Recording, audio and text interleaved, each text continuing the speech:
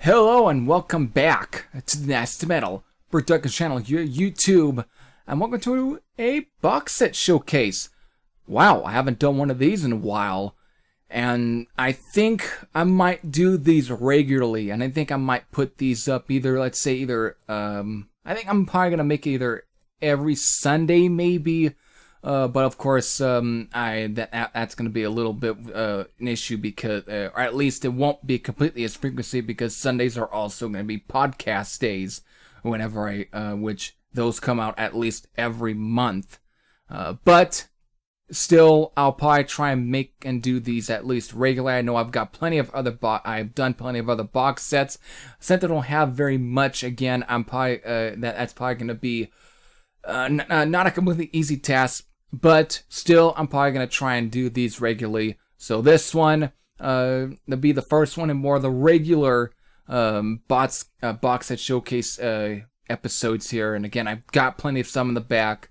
But I definitely want to do one on this for sure. Since this is a much more, again, pretty interesting. And it definitely is even more far away from the metal. Even though there's definitely at least some couple hard rock titles in here. But it's this set right here, which is Krautrock Volume 1, or 10, I consider it Volume 1, which, again, I had gotten this last year, part of my birthday, but I know it's been been quite a while since then, and I definitely wanted to do a box set showcase on this one. Again, it's 5 albums by 5 different bands, and most of these are relatively obscure, so it just makes it a lot more easier for me to want to talk about. So without further ado, let me get into me actually showing the stuff that's inside of here and go into detail and show you the cover arts and everything. So with that, I'm gonna be, I think from here, I'm probably gonna do a transition to there. So here we go. So here we got the box here, and of course it's empty. I got all the CDs out of it. So here we got the front here, which of course will show the album selections with also photo collages and so on. The packaging for front here, and see the back, which of course will then have all the track listing here for it. The date, which of course was this was released in 2015. There's more of the back selection there, the spine. So there you go, the box right there. Now on to the CDs. Here's the first disc. This of course is Legend from Parsifal. This would be their very first album. So here we go again. As you can see, standard mini LP style packaging here. So front, back, there's your song selections, and so on. Packaging. Now here of course, the CD. Again, this is their very first album. Again, though I'm going to go into a little detail again. This is given since this is Krautrock or whatever.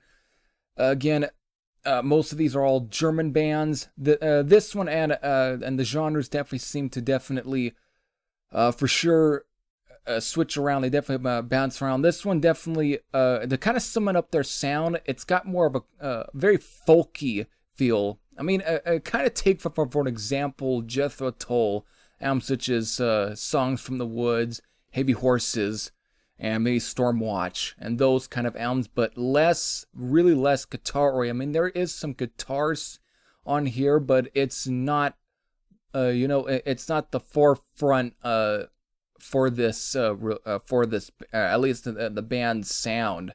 It's very folky and also psychedelic and proggy. So it's a really quite surprisingly, it's really cool. Again, with a lot of these albums here, there's I'm not going to say anything bad about theirs, or there's not going to be any complete difference in opinion. This is definitely very cool sounding. Again, this is their first album. When I get into the volume 2 of the Krautrock box set series, I will probably then go into detail of their second album. But this is definitely a good album, and of course I should go into detail. This does feature some bonus tracks, as you can see listed.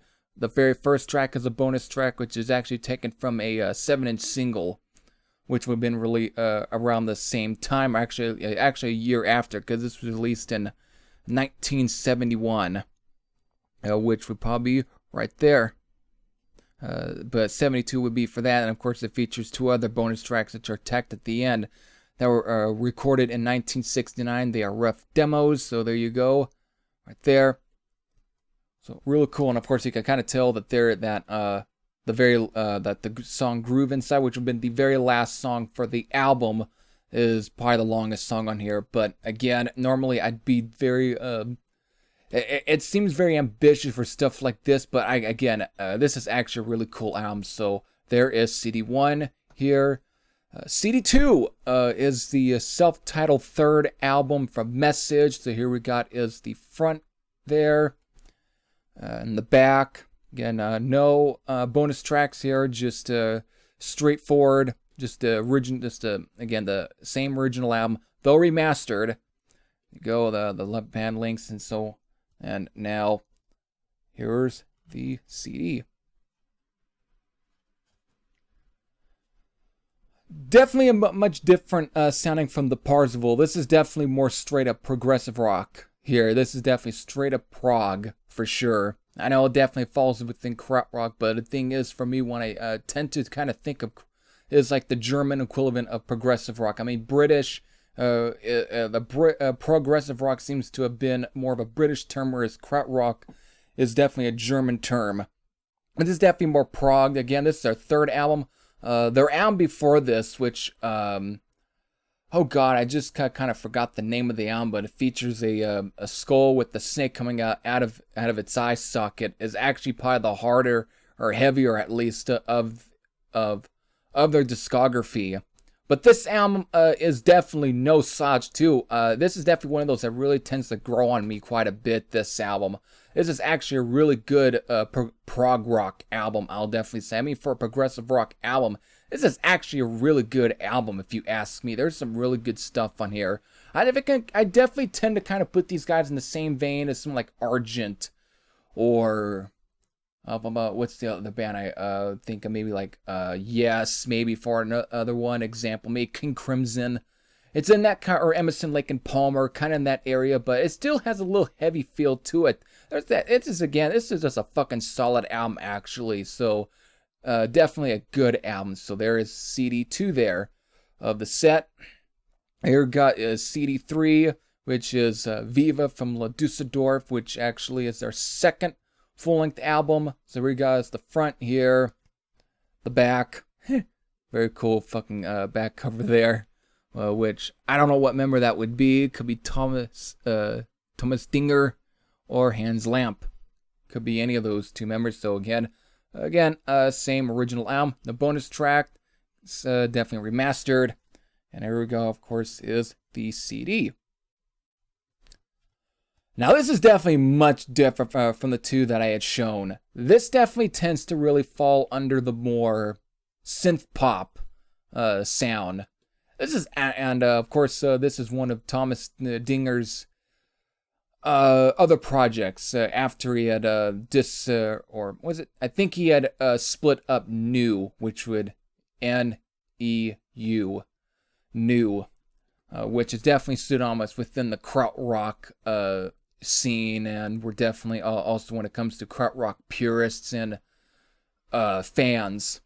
But this band definitely was like one of his second projects. Apparently, I guess is different sounding from New, but this is still very, very. This is actually something I ended up enjoying. I didn't know whether or not I was gonna like this when I got this set, but I actually enjoy this. This is actually some really cool, pretty interesting, for sure, synth pop, electronic, rock, whatever. It's really kind of, if I would put this under the rock category, I mean, it probably would fit, but it's definitely far different from that. Of course, there is some early industrial leanings, I guess you can say, that gets added into this, but this is actually, again, it's a really cool album. I really did not expect to like this as much as I should have, but this is actually good, and I probably will then search out for the other two albums, which have been the first album and the third album. So that is CD 3, Viva from La Dusseldorf. So here we go, of course, is CD 4 right here, which is Asterix, a self-titled album. So here we got is the cover art here, which is be the front, back cover. Now this one, just like at the Barnesville, actually has some bonus tracks, which are actually the very first two songs here, which are actually taken from the 7-inch that was released before this album here. So as you can see, from Lookout all the way to Morning at My Dawn, is basically the actual album itself. So here we got the back here, now front, now here we got is the CD. Now Asterix. I'm going to little small details because this is actually going to be, this will be tomorrow's album of the week spotlight. So I'm probably going to go a little brief introduction or a little brief history here. Asterix would turn into Lucifer's friend after this album. I mean, this was released in 1970, a few months before the first Lucifer's Friend album. So after this, they just again switchly changed their name to Lucifer's Friend. And of course, this does have John Lawton, who of course would then, after Lucifer's Friend, would join Uriah Heep for a little while. And of course, record probably one of the most infamous Uriah Heep albums, being Innocent Victim, which I do own, courtesy of Bip Bop Boom. Still, very, very, very cool album. Definitely a great, great hard rock album. Definitely, if you're, again, if for one of those that are looking for something to really get into, if you're definitely want to get your Lucifer's Friend, if you like that album and want to search out more of that in that stuff, this would be a great album. I mean, for those that are fans of that one, this is definitely one I highly recommend. I'll probably go more into detail on that on my Album of the Week episode, which will be, again, tomorrow. So with that, this is the fourth disc here. Great, great album. So now, of course, here we got is the very last disc, which will be disc number 5. Here we got is the self-titled debut from Gift. So here we go. We got the front cover here. Now back. Again, no bonus tracks here, though remastered. And just a great fucking back cover there. And of course, now the CD. Definitely, I would say, now this is definitely a little bit more proggier compared to the Asterix, but it definitely falls in the line of just good 70s hard rock. It's definitely a great album. I know Corey definitely talked about it on one of his, was it Heavy 70s, 70s Hard and Heavy series. He talked about this. I know Metal Theologian definitely talked about this album. It's a great album. If you're definitely fans of like the really early Scorpions album, like Lonesome Crow or Fly of the Rainbow, or the early UFO albums, this is a tremendous fucking album to get to go search out. I definitely highly recommend the very first Gift here. Of course, on the second volume of Krautrock has their second and last album, Blue Apple, which is also a great album. And when I get to that set, I'll definitely talk a little bit about that one. So there you go. There's all 5 CDs. So there you go. There is box set number 1, or volume 1, of the Krautrock original album series.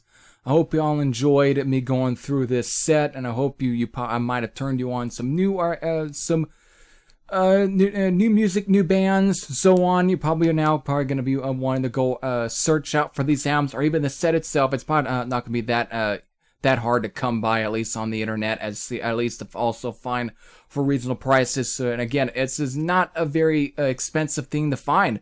Surprisingly, again, but most of these albums in this set tend to be really priced. I mean, the Gift album, last time I checked on Discogs, the CD copy for this one, basically bumped up to about $65. So it's really crazy. So again, a lot of these are not very easy to come by at times on CD. But for the price alone, I mean, 15 bucks, I think that was paid, and compared to 65 bucks, this is a lot cheaper than that, and you get the amp anyways. So it's really cool. So with that, I hope you all enjoyed this every Thresh. I'd say I'm out. I'll see you a lot later. Take care, everyone.